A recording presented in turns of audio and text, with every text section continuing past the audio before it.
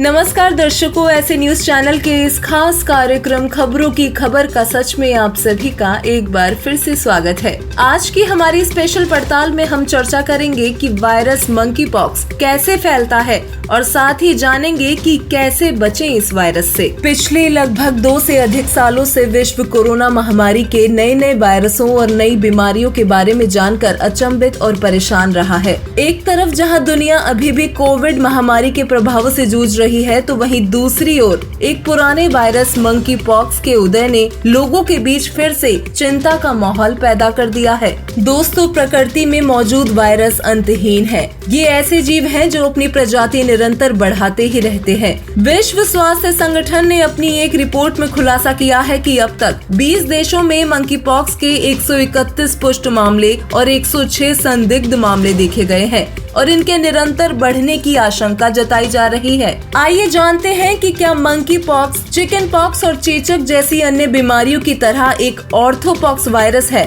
World health organisation के अनुसार monkey pox virus एक ऑर्थोपॉक्स वायरस है जो चेचक यानी कि चिकन पॉक्स की तरह ही होता है। मंकी पॉक्स एक जूनोसिस बीमारी है, यानी कि ये एक ऐसी बीमारी है जो जानवरों से मनुष्यों में फैलती है। अमूमन मंकी पॉक्स के लक्षणों में बुखार, सिर दर्द, मांसपेशियों में दर्द, पीठ दर्द, सूजी हुई लसिका ग्रंथियां, ठंड लगना और थकावट आदि शामिल है। बुखार आने के 1 से 3 दिनों के भीतर रोगी को पूरे शरीर पर दाने हो जाते हैं। चेचक की तरह इसके लक्षण भी हल्के ही होते हैं। इसके अलावा लिम्फ नोड में मरीजों को सूजन हो सकती है। इस बात का ध्यान रखना जरूरी है कि मंकी पॉक्स चेचक, खसरा, जीवाणु, त्वचा संक्रमण, खुजली और दवा से संबंधित एलर्जी जैसी अन्य बीमारियों से अलग है। कैसे संक्रमित करता है मंकी पॉक्स वायरस? चूहों के काटने से ये बीमारी फैलती है। हालांकि बंदर और इंसानों में इसके फैलने के अन्य माध्यम भी हैं। जब कोई मरीज खांसता है या फिर किसी ने मरीज के साथ नजदीकी संबंध बनाए हैं तो ये बीमारी जल्दी फैल सकती है।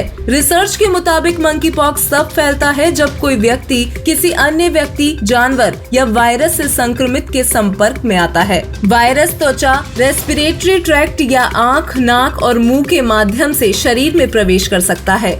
मानव से मानव में ये आमतौर पर रेस्पिरेटरी ड्रॉपलेट्स के माध्यम से फैलता है। पशु से इंसानों में ये काटने और खरोच के माध्यम से फैलता है। जंगल के आसपास रहने वाले लोगों को मंकी पॉक्स का खतरा ज्यादा रहता है। ऐसे लोगों में एसिम्प्टोमेटिक इन्फेक्शन भी हो सकता है। जैसे जैसे दुनिया में कोरोना के मामले कम होते जा रहे हैं, सार्वजनिक स्थानों पर लोगों की भीड़ बढ़ती जा रही है, जिससे मंकी पॉक्स के फैलने की आशंका अधिक हो सकती है। मंकी पॉक्स वायरस के बारे में एक्सपर्ट्स की क्या राय है, आइए जानते हैं। एक्सपर्ट्स का मानना है कि मंकी पॉक्स कोरोना की तरह आसानी से नहीं फैल सकता। उनका मानना है कि संक्रमित व्यक्ति के सीधे संपर्क में आने या उसकी किसी चीज का इस्तेमाल करने या स्किन टू स्किन कांटेक्ट करने से मंकी पॉक्स से संक्रमित हो सकते हैं। विश्व स्वास्थ्य संगठन का कहना है कि किसी भी संदिग्ध मामले की तुरंत जांच की जानी चाहिए और अगर उसमें संक्रमण की पुष्टि हो जाती है तो उसे तब तक आइसोलेट रहना चाहिए जब तक उसके घावों पर पपड़ी नहीं बन जाती और पपड़ी गिरकर नई त्वचा नहीं आ जाती। मंकी पॉक्स पर कौन सी वैक्सीन है असरदार? दोस्तों, वर्तमान समय में Australia, Austria, Belgium, Canada, Denmark, England, Finland, France, Germany, Israel, Italy, Netherland, पुर्तगाल, Scotland, Slovenia, Spain, Sweden, Switzerland, UAE और अमेरिका में मंकी पॉक्स के मामलों की पुष्टि की गई है। इस खतरनाक वायरस के तेजी से बढ़ते मामलों के चलते कई देश हाई अलर्ट पर हैं। मंकी पॉक्स पर चेचक की वैक्सीन असरदार है। जिन लोगों को वायरस से संक्रमित होने का संदेह है, उन्हें कमरे में अलग रहने की सलाह दी जाती है। इस बीमारी के चलते अब तक पश्चिम अफ्रीका में कुछ मौतें हुई हैं। इसलिए मंकी पॉक्स के मामले कभी-कभी अधिक गंभीर साबित हो सकते हैं। हालांकि स्वास्थ्य अधिकारियों का कहना है कि इसमें आम जनता के लिए जोखिम बहुत कम है। आइए अब जानते हैं कि राम नाम की औषधि खाने से क्या लाभ होगा।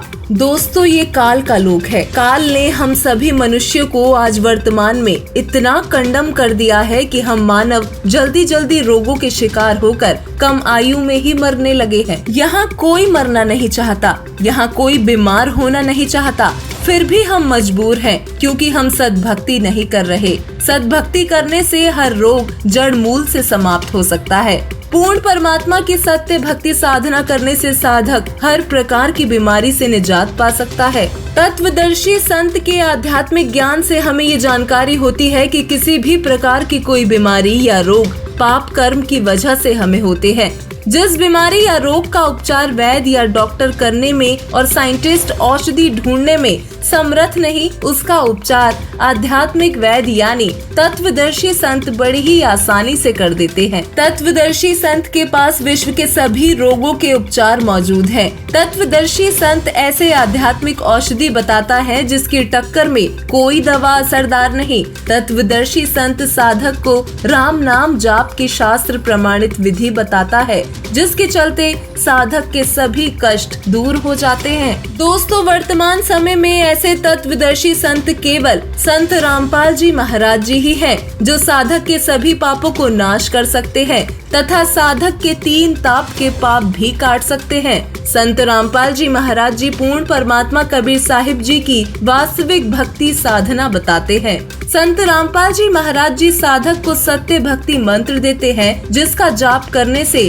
साधक के सभी पाप नष्ट हो जाते हैं और वो रोग मुक्त हो जाते हैं। इस वीडियो को देखने वाले सभी भाइयों और बहनों से प्रार्थना है कि आज से और अभी से ही संत रामपाल जी महाराज जी के सत्संग देखना प्रारंभ करें और संत जी से नाम दीक्षा लेकर सद्भक्ति साधना आरंभ करें और हमेशा एक निरोगी जीवन जिएं। धन्यवाद।